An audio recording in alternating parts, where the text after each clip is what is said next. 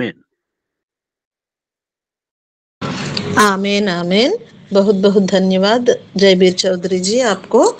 आइए अब हम प्रशस्त समय पर पहुंच गए हैं। आज का संदेश सुनेंगे। आज के संदेश को हमें सुनाने के लिए मदन कुमार जी तैयार है। समय मदन कुमार जी को सौंपेंगे। मदन कुमार जी आपका स्वागत है। आज का संदेश सुनाइए। जी मैम, आपको बहुत बहुत धन्यवाद जो कि आपने बेशकीमती समय हमें दिया। इसके लिए प्रभु को भी धन्यवाद करते हैं कि लुकिंग इनटू जीसस में इस समय मेरे भाई बहन सब जुड़े हैं और हर रोज की तरह इस आज का दिन भी प्रभु हम सबको इकट्ठा किया है कि हम सब मिलकर प्रभु का वचन को सुने और प्रभु हम सबको बहुत आशीष प्रदान करेंगे। तो एक बार फिर से मैं सभी भाई बहनों को जय मसीह बोलता हूँ। आइए एक मैं छोटी सी प्रार्थना करूँगा। धन्यवाद धन्यवाद धन्यवाद प्रभु, तेरे चरणों में दीन और नम्र बन के चले आते हैं। परमेश्वर तू महान है, तेरी महिमा अपरंपार है। प्रभु आपने जो मुझे एक सुंदर नए दिन का आशीर्वाद दिया है और मैं आपसे प्रार्थना करता हूँ कि जैसे जैसे ये दिन शुरू हो रहा है और अंधकार दूर हो रही है, आप मेरी ऊर्जा को फिर से भरने की कृपा करें। आप कृपा करके मेरे शरीर और दिमाग को अपनी शक्ति दें और मुझे इस दिन का उद्देश्य दें। कृपा करके मेरे दिल में स्वच्छ और शुद्ध विचारों को लाएं, मेरे मन को शुद्ध करें और सभी के प्रति मेरे मन में दया और करुणा भर दें। मेरे मन में आने वाले नकारात्मक विचारों से, लापरवाह शब्दों और गलत कार्यों से मुझे बचाएं। मेरे विचारों को महान बनाएं और सभी कार्य सही दिशा में जाए, ऐसा मुझे आशीर्वाद दें। कृपया मेरे हाथ में ऐसी ऊर्जा प्रदान करें ताकि जिससे भी मैं मिलूं उसमें मैं आपकी उपस्थिति महसूस कर सकूं। मुझे अच्छे स्वास्थ्य के साथ ऊर्जा और ज्ञान का आशीर्वाद दें जिससे मैं अपने कर्तव्यों का पूरी जिम्मेदारी सफलतापूर्वक और प्रभावी ढंग से पूरा कर सकूं। आज का दिन बहुत ही अनमोल दिन है जो मैं शुरू करने जा रहा हूं। मैं खुद भी कुछ नहीं कर सकता हूं, इसलिए हे भगवान, हे मेरे परमेश्वर, हे मेरे यहोवा, मुझे अपने से अलग नहीं करना। जीवन का यह उपहार मुझे देने के लिए मैं आपका हमेशा हमेशा आभारी रहूंगा। आमीन। तो आइए एक स्तुति गीत गाएंगे। सभी लोग अपनी अपनी आंखों को बंद करेंगे और मेरे साथ गुनगुनाएंगे।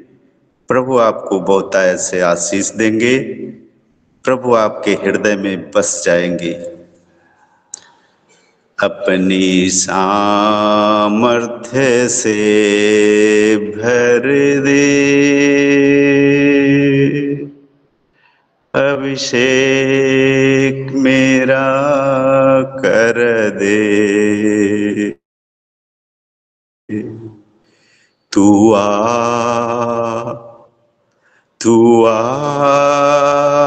पवित्र आत्मा, तू आ हमारे बीच में। अपनी सामर्थ्य से भर दे, अभिषेक मेरा कर दे, तू आ तू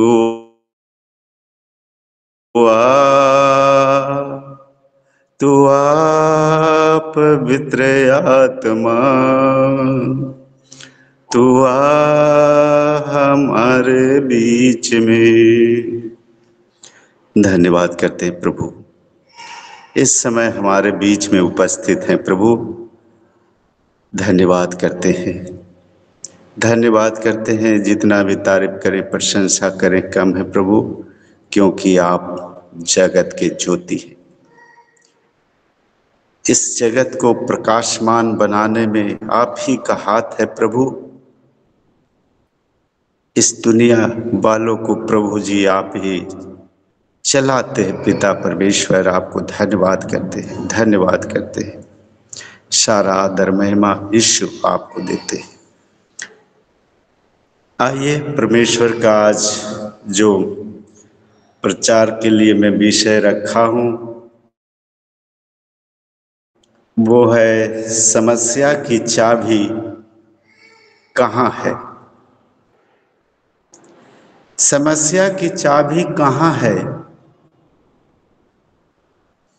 तो आइए आज हम जानते हैं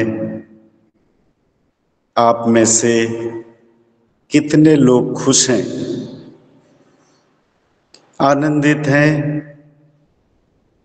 और मगन हैं। आज बहुत सी चुनौतियां आपके पास हो सकती हैं, बहुत से कारण हो सकते हैं,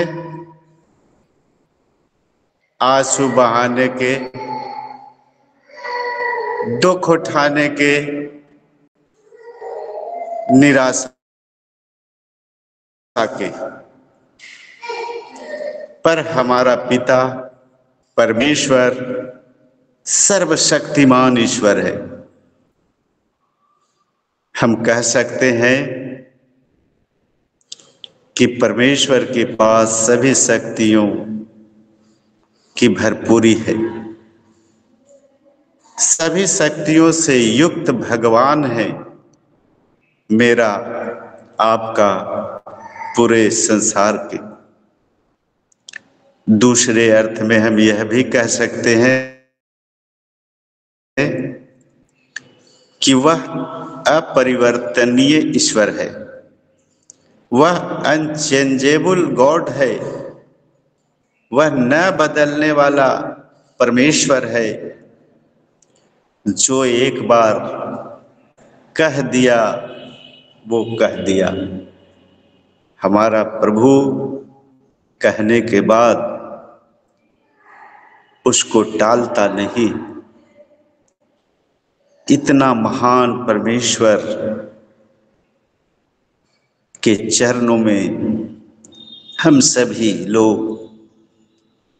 इस वक्त बैठे हुए हैं। उस महान परमेश्वर को धन्यवाद करने के लिए,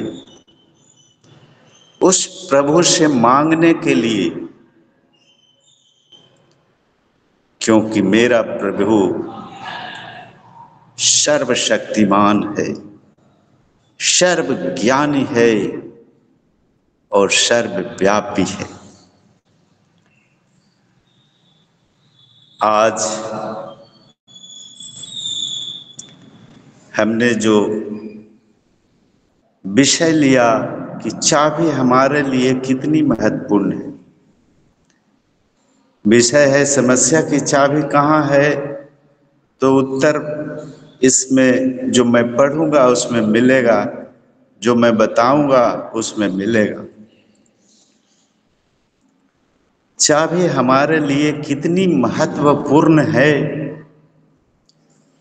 आज हम घर में ताला लगा करके कलीसिया में आए हैं या ताला घर में लगाकर कहीं जाते हैं और वो चाबी खो जाए तो क्या होगा? आपको बहुत बड़ी परेशानी का सामना करना पड़ेगा। यहाँ तक कि ताले को तोड़कर घर में घुसना पड़ेगा। जब तक ताला नहीं टूटेगा आप घर में प्रवेश नहीं कर सकते। लेकिन तोड़ने के समय या तोड़ने में समय लगेगा, कठिनाई होगी, पड़ोसी भी इकट्ठे हो सकते हैं। ताला क्यों तोड़ा जा रहा है? ताला तोड़ने में कठिनाई है, लेकिन चाबी जो है वो बड़े आराम से ताले के हृदय में चली जाती है और हृदय में जाकर बड़े आराम से खोल देती है। कोई कठिनाई नहीं, कोई तोड़ फोड़ नहीं, कोई आवाज नहीं, पता ही नहीं चलता कि ताला खुल गया। प्रभु ने हमें और आपको भी वैसे ही एक चाबी दिए हैं, पर ये चाबी उसी के काम आएगी जो प्रभु से प्रेम करता है। इस चाबी के लिए हम एक वचन को पढ़ेंगे, यूहन्ना रचित सुसमाचार 14 अध्याय का 13वां पद। कोई भी मेरे भाई बहन पढ़े।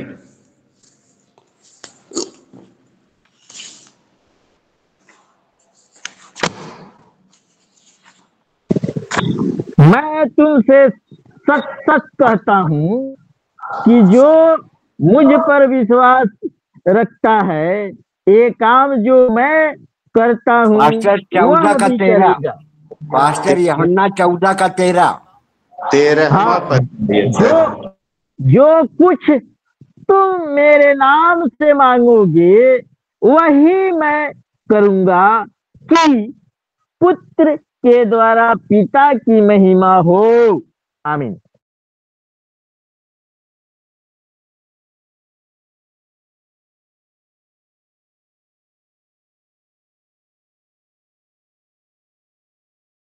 हेलो जी जी, सॉरी सर,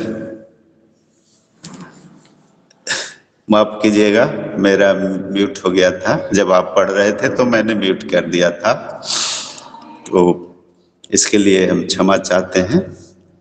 तो यहाँ पे प्रभु का जो वचन है वो बहुत ही अनमोल वचन है, क्योंकि इस वचन में लिखा है कि जो कुछ तुम मेरे नाम से मांगोगे, ये नहीं कहता है कि कोई एक चीज दो चीज मांगो, कुछ भी, एनीथिंग, वही मैं करूंगा। ये कितना ही अद्भुत बात लिखा गया है, सुंदर वचन लिखा गया है कि जो कुछ तुम, यानी हम सभी लोग जितने भी हमारे भाई बहन लुकिंग इनटू जीसस में जुड़े हुए हैं, इस समय वो प्रभु से मांगे, प्रभु के नाम से मांगे, यीशु नासरी के नाम से मांगे, वो करने के लिए तैयार बैठा है। आप मांगेंगे और तुरंत मिलने वाला है। तो इसी समय आप सभी लोग मांगिए, आप सभी का काम बनने जा रहा है। प्रभु इस समय मौजूद हैं। पुत्र के द्वारा पिता की महिमा हो, हालेलुया। तो यहाँ पे परमेश्वर का जो वचन है उसको मैं और विस्तार से बताऊंगा। कि जो कुछ तुम यहाँ पे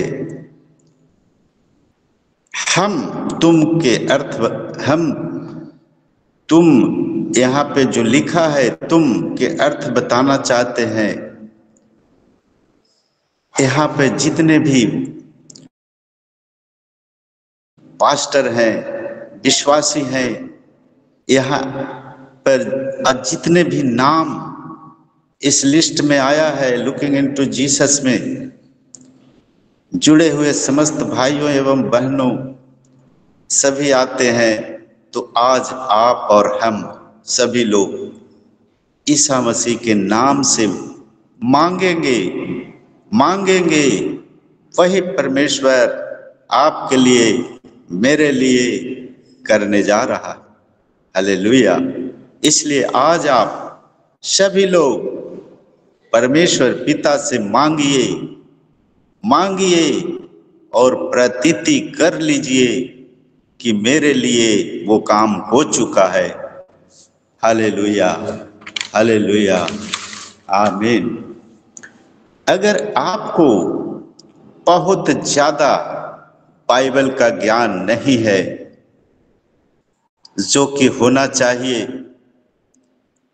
उत्पत्ति से लेकर प्रकाशित वाक्य तक, फिर भी आप और हम अगर आगे बढ़ रहे हैं तो परमेश्वर हमारे लिए और आपके लिए एक चाबी दे दी है।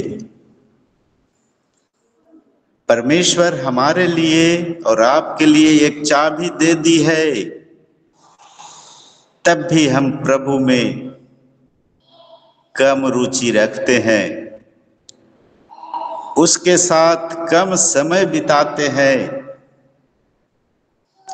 अपनी उधेड़ बुन की जिंदगी में लगे हुए हैं। यहाँ पर उधेड़ बुन का अर्थ होता है सोच विचार करना, दुविधा में रहना, उलझन की स्थिति में होना। फिर भी मेरा पिता को सब मालूम है कि कहीं ना कहीं ये मेरे बच्चे हैं। हमारा ध्यान नहीं रहता है इस किताब पे, इस पवित्र शास्त्र पे, हम इसमें रुचि नहीं लेते हैं, लेकिन हमारा पिता इतना महान है कि वो तब भी हमारा ख्याल रखता है। परमेश्वर अपने बच्चों से बहुत प्यार करते हैं। ये बात सही है या गलत? ये बात बिल्कुल 100% सही है। आपके पास परमेश्वर के लिए समय नहीं है, लेकिन परमेश्वर के पास तो है। आपके पास परमेश्वर के लिए समय नहीं है, तब भी परमेश्वर ने आपको, हमको एक चाबी दे रखी है कि जब भी कोई आफत आ जाए, कोई परेशानी आ जाए, कोई दिक्कत आ जाए, मेरे नाम से मांगोगे तो मैं वही करूंगा जो तुम हमसे कह रहे हो। ऐसा कोई भगवान या ईश्वर है इस संसार में कि हम जो कहें, हम जो मांगे, वो एट वंस देने के लिए तैयार हो? हम मांगे और उधर से वो आशीष चल दिया, ऐसा कोई है ईश्वर? हम तो नहीं समझते कि इस प्रकार के कोई परमेश्वर है, कोई ईश्वर है, लेकिन हमारा प्रभु ईसा मसीह, मेरा मालिक, वो एक है। जैसे ही मैं मांगता हूं वो हमारे लिए आशीष को रिलीज कर देता है।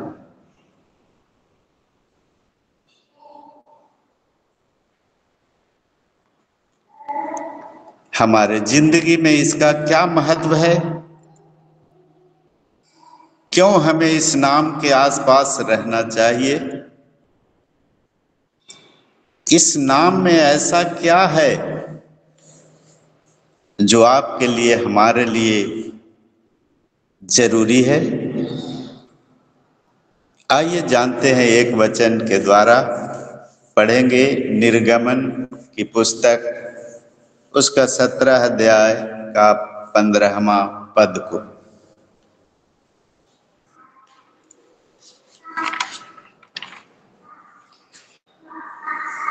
मैं पढ़ता हूं।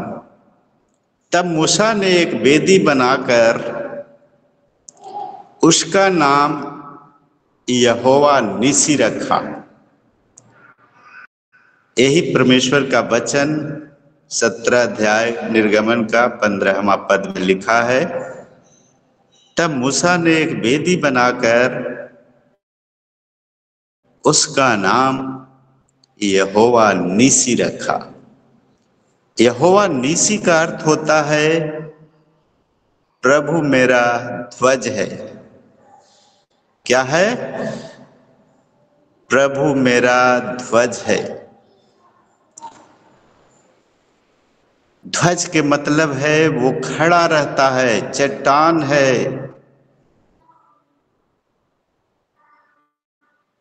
ये जो यहोवा निसी है वो इब्रानी नाम है। इसका अर्थ होता है कि परमेश्वर अपनी शक्ति और जीत के माध्यम से अपने लोगों का मार्गदर्शन और नेतृत्व करते हैं। इसको और हम विस्तार से समझने के लिए एक वचन को और पढ़ेंगे। नीति वचन 18 अध्याय का 10वां पद। कोई भी मेरे भाई बहन पढ़ सकते हैं तो पढ़ें। प्रभु उनको बहुत ऐसे आशीष प्रदान करने जा रहा है।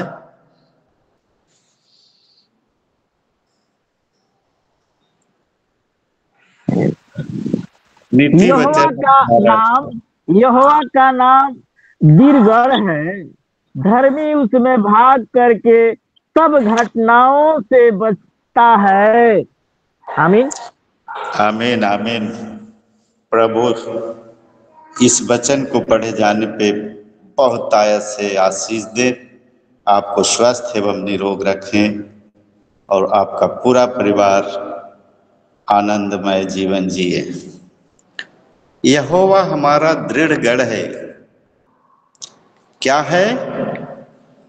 दृढ़ गढ़ है। धर्मी उसमें भाग कर सब दुर्घटनाओं से बचता है। बहुत ही सुंदर वचन, क्योंकि दृढ़ गढ़ का मतलब हुआ यहोवा एक अत्यंत मजबूत किले की तरह है जो हमें खतरों और कठिनाइयों से बचाता है। क्या करता है? हमें खतरों से और कठिनाइयों से बचाता है। जब हम परमेश्वर के नाम पे भरोसा रखते हैं तो हम उसकी ओर भागकर सुरक्षित रह सकते हैं। यह इस बात का प्रतीक है कि परमेश्वर की शक्ति और सुरक्षा पे भरोसा करना जीवन की चुनौतियों के दौरान एक सुरक्षित आश्रय प्रदान करता है। एक सुरक्षित आश्रय हमें देता है। बाइबिल हमें याद दिलाती है कि इस जीवन की यात्रा में जहां चारों तरफ आपके विरोधी हैं, परिस्थितियां आपके विरोध में है, लोग आपके विरोध में, जहां आप काम करते हैं वहां लोग आपके विरोध में हैं। आज प्रेम नहीं, आज प्रेम नहीं है। आज के समय में आपको जानवरों से खतरा नहीं है, खतरा है तो मनुष्य से। और जब आपको मनुष्य से खतरा है तो कहां भागोगे?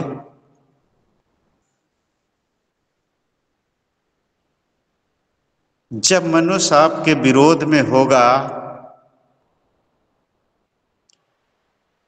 आपको यहोवा के पास आना पड़ेगा। आपको यहोवा के पास आना पड़ेगा, पिता परमेश्वर के पास आना पड़ेगा, ईसा मसीह के पास आना पड़ेगा। और कहीं रास्ता नहीं है। इसके लिए एक वचन को और हम पढ़ेंगे। निर्गमन की पुस्तक 14 अध्याय का 14वां पद। 14 अध्याय का 14वां पद कोई भी पढ़े। मैं पढ़ता हूं।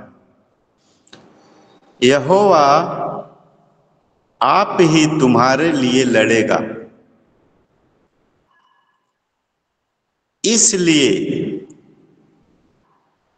तुम चुपचाप रहो। हमारा प्रभु हमसे वो आगे है।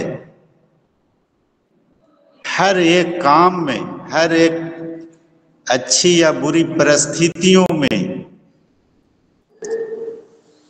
वो हमारे साथ है। हमारे आगे आगे चलने वाला सामर्थी पिता है।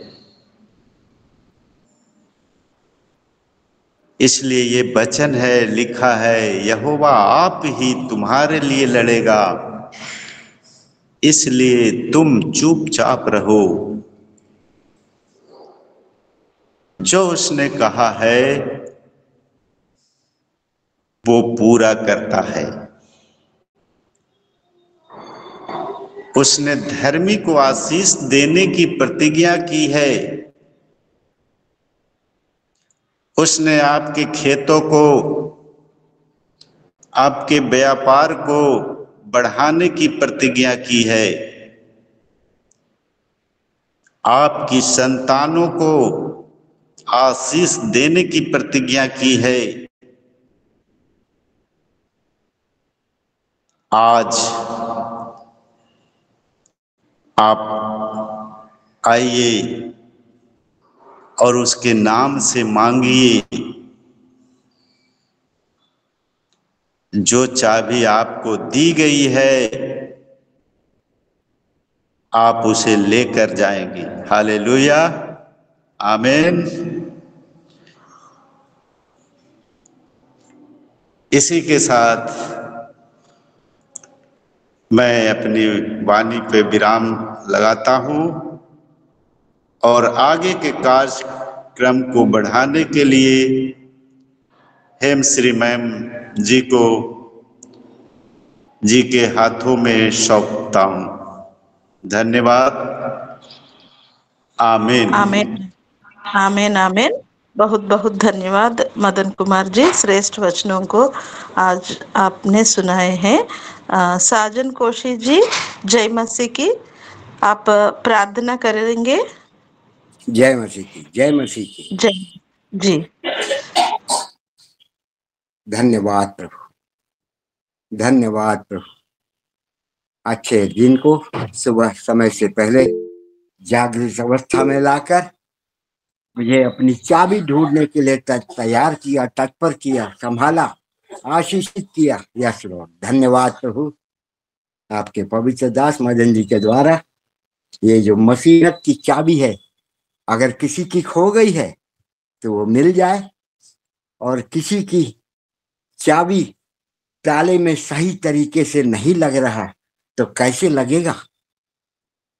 कैसे हम मसीहत को अपने जीवनों में रख पाएंगे? एक दूसरों को अपने से अच्छा जानकर उसके साथ सद्भाव, मसीहत और आपका आशा, विश्वास और प्रेम बांट पाएंगे। तब जाकर हम आत्मा के फलों को परिलक्षित कर पाएंगे, प्रकाशित कर पाएंगे। धन्यवाद प्रभु। इसके पहले हमें वह आत्मक्षोभ, अपने आप को जानने की स्थिति होगी, तभी ये सिद्धता की ओर बढ़ सकता। पिता धन्यवाद, धन्यवाद। हर एक अवसर जो कि बहुमूल्य है पिता, इसको हम जानकर, मानकर, समझकर वो चाबी बन पाए पिता, कि हर एक के हृदय हमारे द्वारा खुल पाए, जिससे यस लॉर्ड स्वर्ग आनंदित होगा और प्रभु कहीं उससे बढ़कर आनंदित होगा। तब शायद हम उस समस्याओं की चाबी जो मदन जी देना चाहते हैं, बांटना चाहते हैं, कि हर एक के पॉकेट में आ जाए। पॉकेट में ही नहीं, मनों को खोलने की चाबी, हृदय को खोलने की चाबी, वो पत्थर के हृदय को खोलने की चाबी मांस के हृदय के साथ समाहित हो जाए। धन्यवाद प्रभु। हर एक मिले हुए अवसर को बहुमूल्य जानकर आप में बने रहने की आवश्यकता है। निरंतर हम उस कार्य को करने के लिए कटिबद्ध हो पाए, तत्पर हो पाए, सिद्धता की ओर बढ़ पाए। यस लॉर्ड, धन्यवाद प्रभु।